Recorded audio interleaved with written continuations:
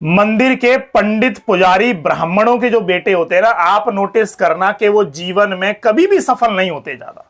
कभी आपने नहीं सुना होगा कि इसके पिताजी जो थे मंदिर में पूजा पाठ करते थे, आज इसका बेटा जो आईएएस आईपीएस बड़ा अधिकारी बन गया, साहब इनकम टैक्स ऑफिसर बन गया।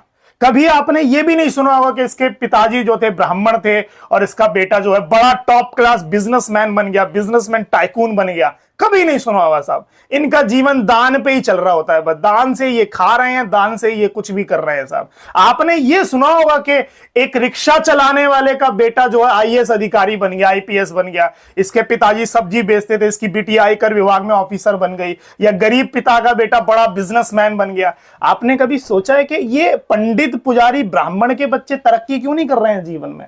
आप नोटिस करना, जितने भी कथावाचक हैं साहब, इनके बच्चे भी कथा ही कर रहे हैं, कुछ नहीं कर रहे। आप तरक्की क्यों नहीं कर रहे हो? इसके दो कारण हैं, आप नोटिस करना।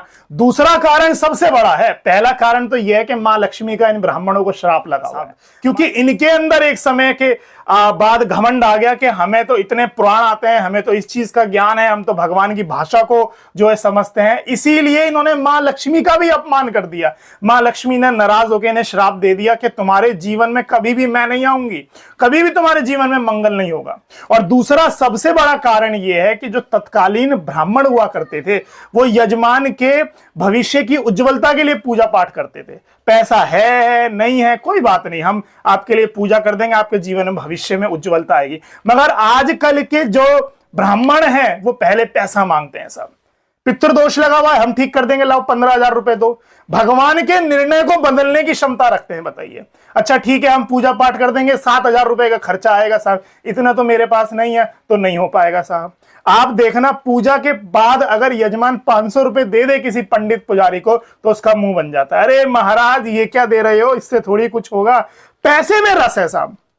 जबकि ईश्वर की आप पूजा कर रहे हो, ईश्वर के इतना निकट हो, तो ईश्वर आपका ध्यान रखेगा नहीं रखेगा? फिर भी पैसा मांग रहे हो, इसका मतलब ईश्वर के विश्वास में कमी है, रस पैसे में है ऐसा। मन रखने के लिए आप ये कह सकते हो कि ईश्वर ने हमें अपनी सेवा में लगाया, भाई इतनी बड़ी सेवा दी हुई है ना, इसका मतलब यह है कि आप तरक्की नहीं कर रहे हो। अगर ईश्वर ने अपनी सेवा में आपको लगाया है, तो फिर अमीर लोगों से दान किस लिए मांग रहे हो? आप समझिए ना, जो पैसा अमीर लोगों के पास है वो तो ईश्वर ने दिया है, तो आप ईश्वर से क्यों नहीं मांग ले रहे? आप तो दिन रात सेवा कर रहे हो, ईश्वर आपकी जल्दी सुनेगा भी ना, आप अमीरों से दान मांग रहे हो, क्योंकि ईश्वर इनकी सुन ही नहीं रहा है, क्योंकि इनको श्राप लगा हुआ है। यही कारण है कि पंडित पुजारी ब्राह्मणों के बेटे कभी जीवन में सफल नहीं हो रहे हैं, कभी तरक्की नहीं कर रहे हैं।